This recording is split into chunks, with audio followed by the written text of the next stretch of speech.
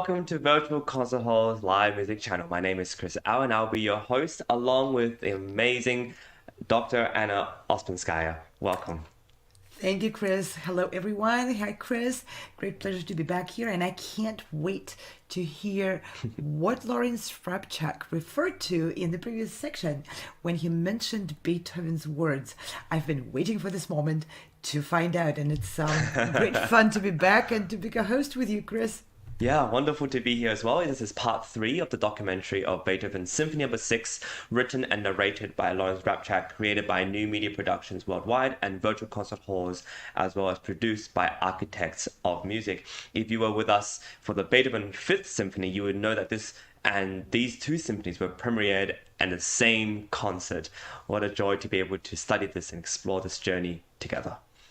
Can't imagine what it was like to be sitting in that very cold concert hall near Christmas time and listening to both of those symphonies when they were fresh out of the oven, just written.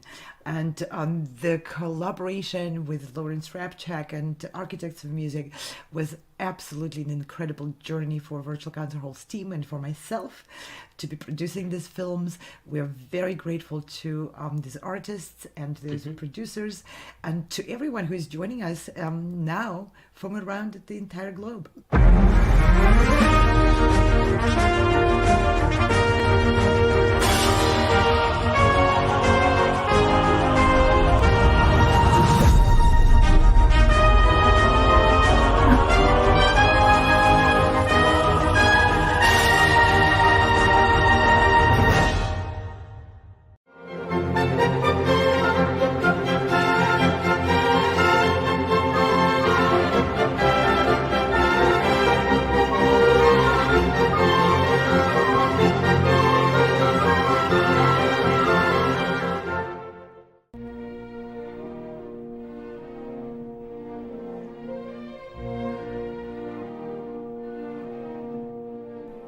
It is indeed as if every tree in the countryside spoke to me, saying, "Holy, holy."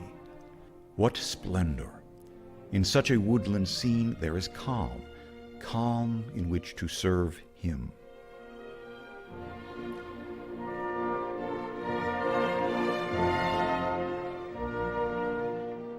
And the celebrated second movement, the scene by the brook and its eternal flow, begins. And unlike the philosopher Rousseau, Beethoven's love of nature was profoundly religious. And in the very beginning, the flow is depicted by eighth notes in the strings, very gently. And the undulating effect is in the phrasing with an unusual sort of accentuation.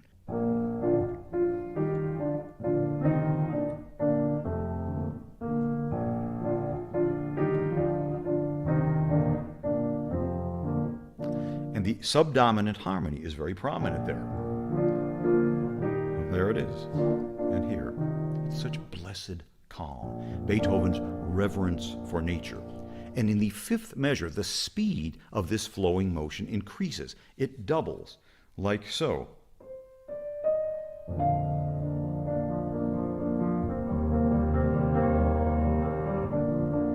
And thus eighth notes have now doubled in our 16th note, representing the murmur of the brook. And this continuous motion is maintained throughout the entire movement with only a few momentary suspensions of its motion. And the scoring of this accompaniment, second violins and violas, and this is very novel, two solo cellos using their mutes, creating a hushed, vibrant sound. Just two celli playing an octave below the entire second violin and viola sections. It's a magical sound which you hear right from the beginning.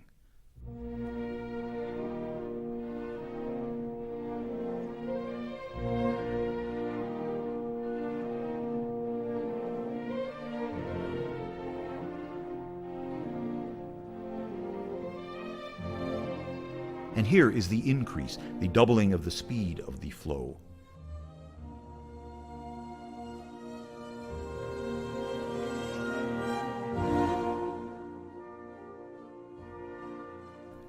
It's barely audible. It's so hushed and murmury. And the way Beethoven voices this accompaniment is fascinating. The violins and violas play this pattern. They start each pair of notes with the higher of the two notes, while at the same time the two celli play this. They start each pair with the lower note.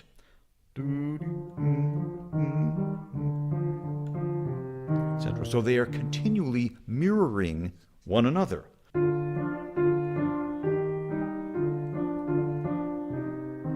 As close as you could possibly come in music to depicting a reflection in the water. Here is Antonio Vivaldi's depiction of the flowing streams in springtime from The Four Seasons.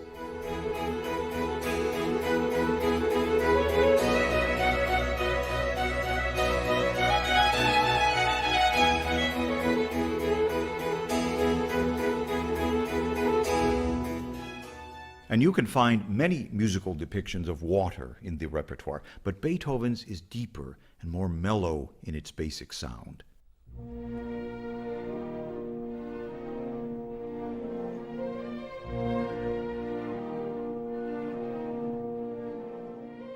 The deeper the brook, the deeper the sound. Beethoven wrote on his early sketch for this passage.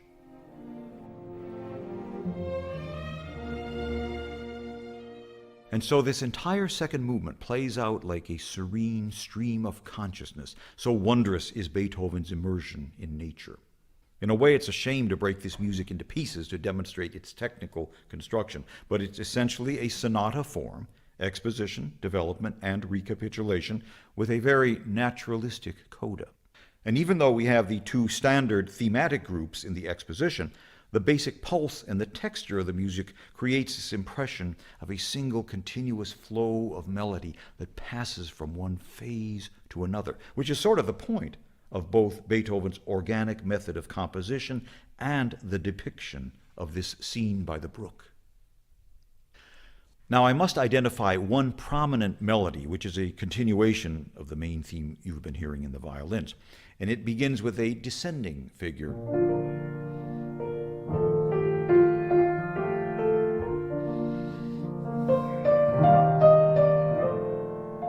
And the first half of this theme,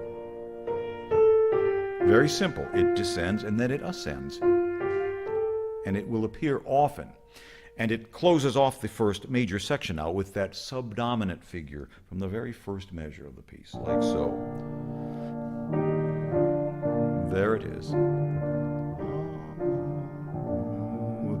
With its hint of reverence. The flowing accompaniment briefly stops, and we hear a simple but very evocative imitation of nature sounds, the rustlings in the forest.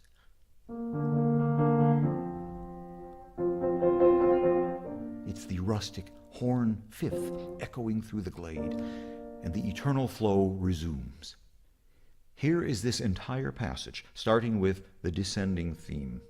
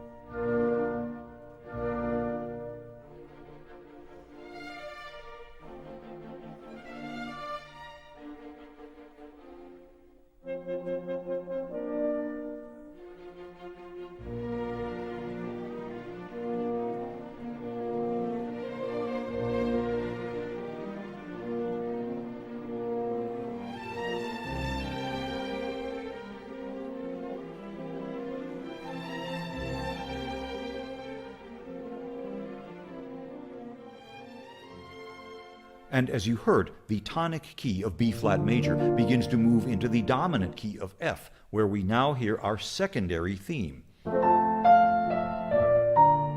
There's the 4 chord, the subdominant chord, yes. The theme is played first by the flute.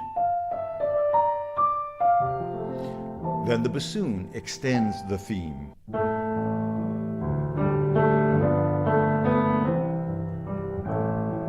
And also will hear the violins trilling. They decorate the music, little zephyrs, breezes, very delicate.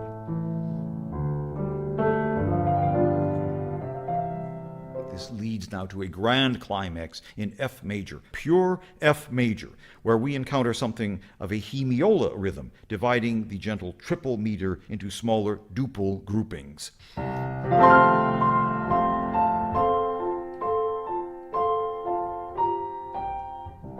Another echoey sound of nature.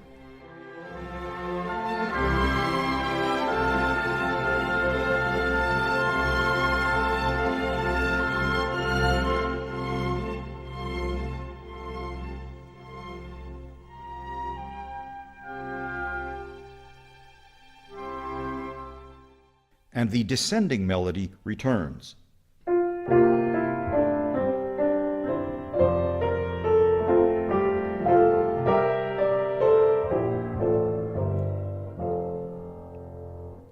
And we cadence in F major, the dominant key, and imperceptibly we find ourselves in the central development section. Well, there you have it. The words that Beethoven, his quotes, of every woodland tree saying to me, "Holy, holy," and this reverence that he has for nature, which is, I mean, I never thought of Beethoven as a very religious man, but I think with nature he has a certain holy reverence towards it. Yeah, Beethoven had a interesting and complicated relationship with the religion. He's from the country which was at the time mostly Lutheran, and however he was nominally Catholic, but not a frequent churchgoer and all of this stuff. Yet he created the Missa Solemnis.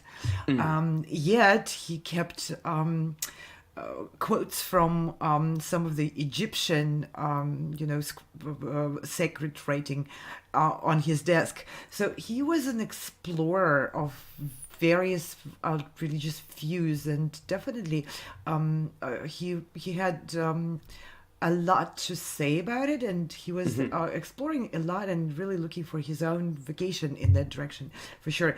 But definitely his relationship with the nature reflects his feelings, if not a conceptual approach, but his feelings about our power beyond our control. Absolutely. I mean, when you think of the way he portrays storms, these kind of turbulent waters, perhaps, and even the magical serenity of nature, these brooks, we're talking about a scene by a stream or a brook in this particular part, as well as his movement. You can tell he adores it, not just in a way of it looks beautiful. It's not just an aesthetic thing. It's part of something that he reveres as a way to inspire him, I think. And also there's, like you said, there's no way to treat a storm, and especially in those days, except by reverence. You say, well, okay, like, you do what you will, and hopefully you'll go away soon. And it's the same in a way with this beauty that you can see.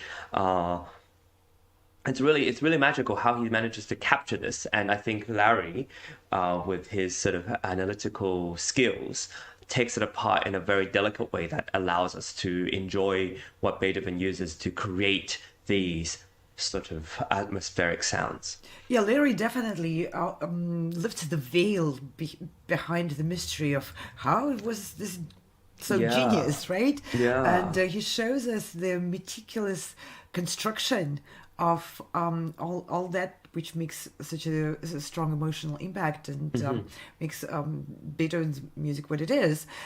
It's not a lightning strike of a momentary inspiration.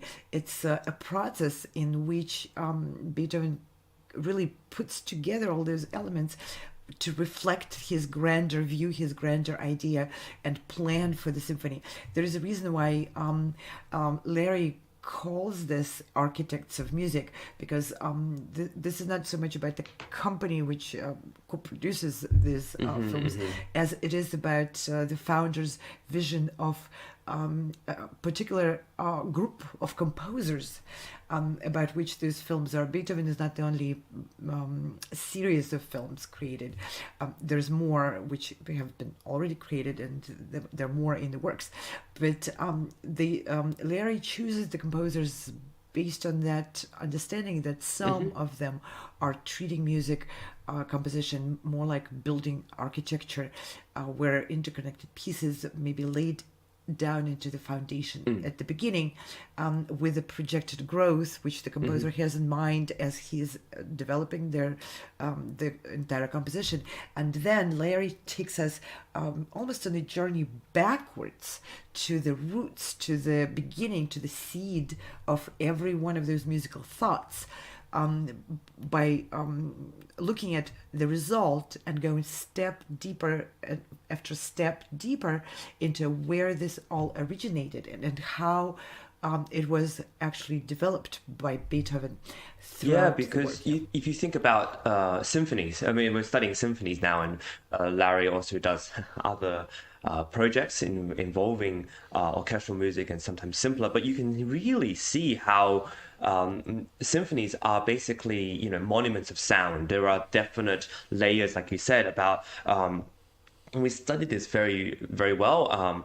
Let's talk a little bit about what he mentions in terms of the architecture of it. He uses 2 violins and violas and 2 solo celli with mutes on to produce this magical sound that you may hear straight from the beginning, this sort of blessed calm, right? That's all he uses, this sort of very thin but important layers of sound that create the opening. And I think, yes, it's about architecture, and it's also simultaneously about just enjoying it for what it is, but knowing what it is that you're enjoying is really great too. Yeah, exactly. That's a very good point. I mean, we all can enjoy ice cream, but it's really good to know that there's some strawberry in the air, or maybe some Right. unusual rare fruit. Yeah, and if we It talk just makes about food, yeah, that's exactly it. Like you go to a very fancy restaurant and you presented a plate of food. Sometimes, what was really interesting is, and what's more alike to classical music concerts is sort of you sit down and you have the program, but you have no idea how it sounds.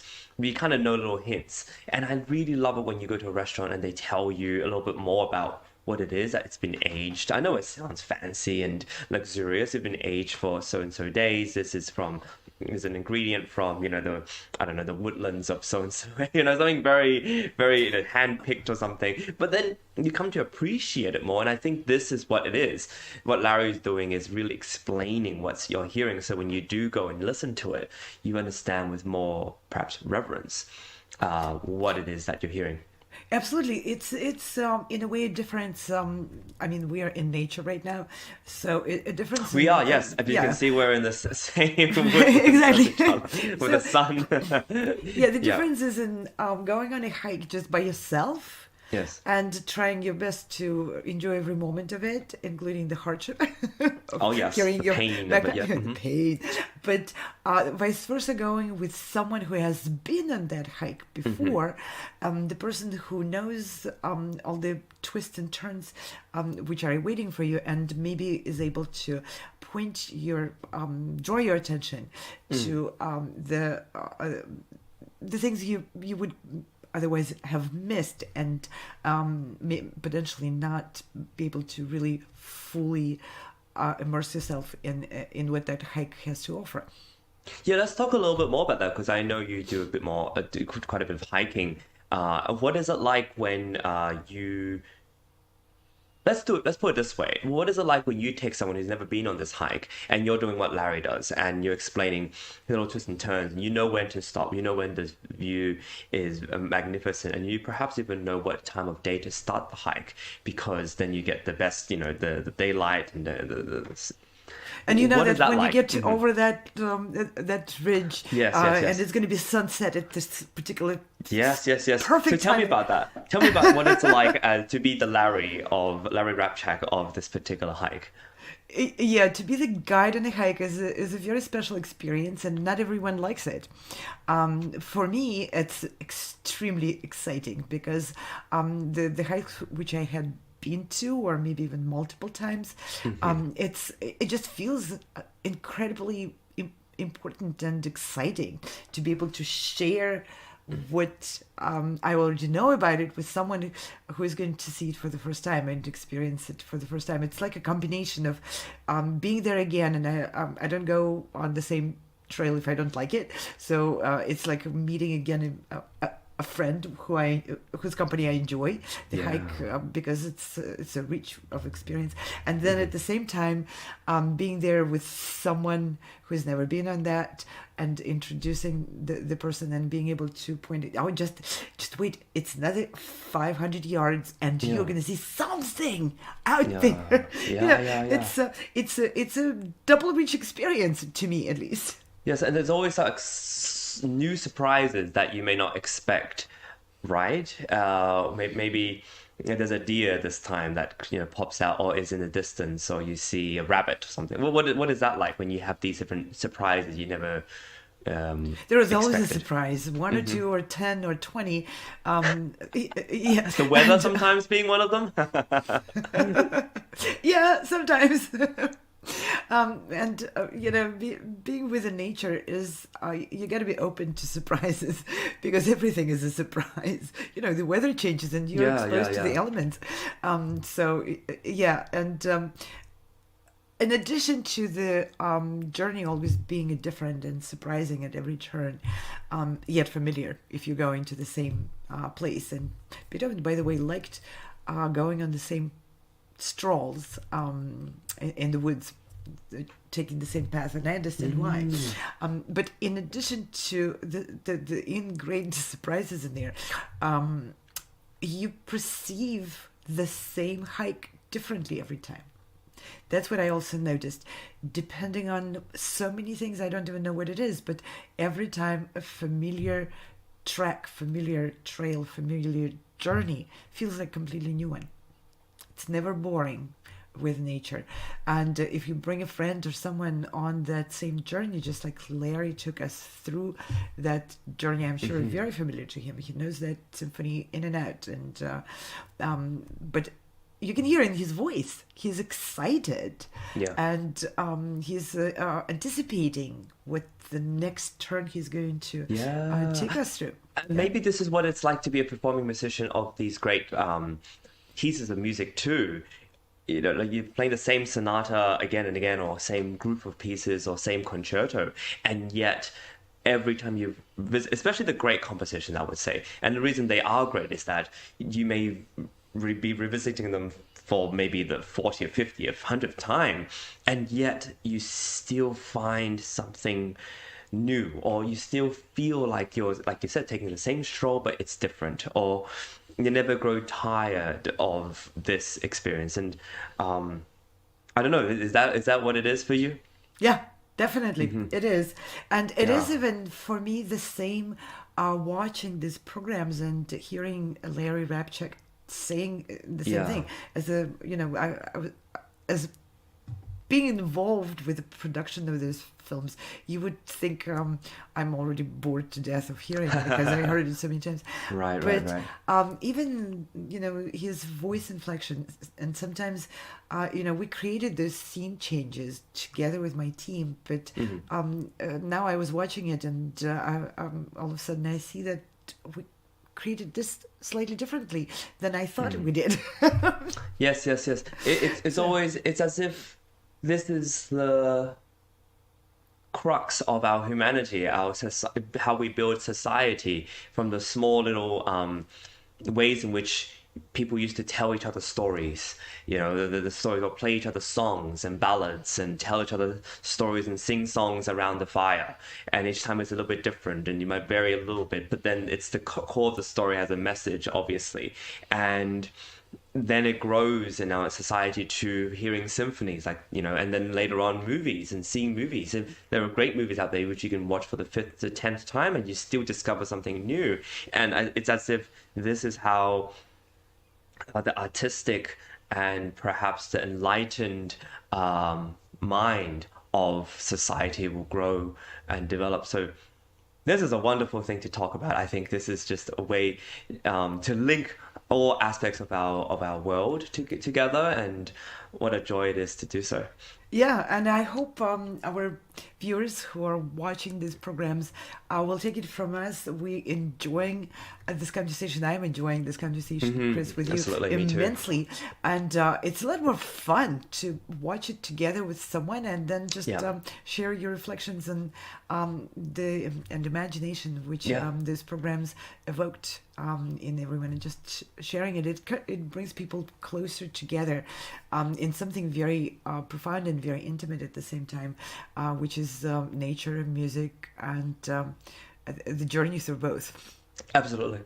Yeah. Well, with that, I'm very glad to have you discuss this and go along with us together in a journey such as this. And I want to give a big hand to our team, our collaborators. Thank you so much for all your hard work. Incredible team who put all this together. Video editors who put what Larry narrated into what you see. Video editors are, probably the best people we need for our world of music and what we do. So this is really crucial. So big hand to New Media Productions, Virtual Concert Halls, Archives of Music, and of course the incredible Larry Rapchak. Yes, thank you all very much for your work, for being such a great team. And if you're enjoying this program, this is part of our Music and Musicians daily live show. And we present projects like this, films, and created by our own teams and by our collaborators and by many other artists from, frankly, around the entire world. We also present concerts, educational, and other projects, and we are always open for you to join us, to send us a message. Please propose your topic. We are That's right. always looking for more people to join our effort to bring the best of the music and the best of the human attitude to our viewers, to everyone. So for all of our current and future events, please don't forget to visit the website. And there's many.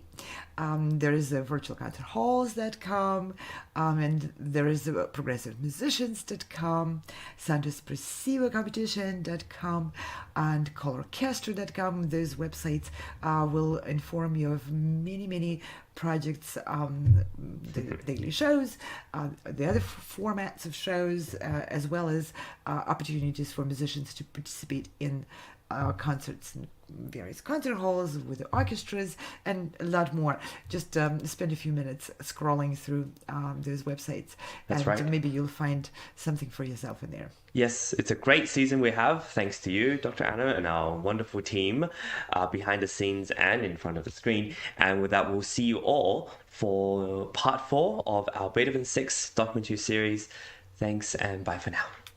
See you all. Bye. No matter where you are or who you are, music connects us all.